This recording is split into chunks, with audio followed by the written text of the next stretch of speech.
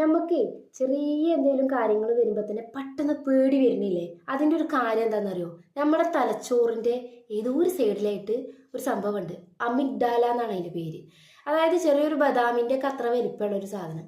ആ ഒരു സംഭവം അമിഗ്ഡാല എന്ന് പറയുന്നത് നമ്മുടെ തലച്ചോറിൻ്റെ അവിടെ ഇല്ല എന്നുണ്ടെങ്കിൽ നമ്മളെ മുന്നിലേക്ക് ഒരു സിംഹം വന്നു നിന്നാലും നമുക്ക് പേടി ഉണ്ടാവില്ല എന്നുള്ളതാണ്. പക്ഷേ ഈ ഒരു സംഭവം ഇല്ല എന്നുണ്ടെങ്കിൽ ഒരു അവസ്ഥയ്ക്ക് ഒരു സാധനത്തിന് നമുക്ക് പേടിയുണ്ടാവില്ല. നമ്മളെ ആക്രമിക്കാൻ വരുന്നവരെ പോലും എത്ര വന്യജീവികളായിക്കോട്ടെ നമുക്ക് പേടിയുണ്ടാവില്ലല്ലോ അല്ലേ? പടച്ചോനൊക്കെ ഒരു അത്ഭുതമല്ലേ? സൃഷ്ടികളിലെ ഒരു അത്ഭുതമാണ് ഈ അമിഗ്ഡാല. പറയാനും കൂടി പറ്റണില്ല, അങ്ങനത്തെ ഓരോരോ പേരുമാണ്.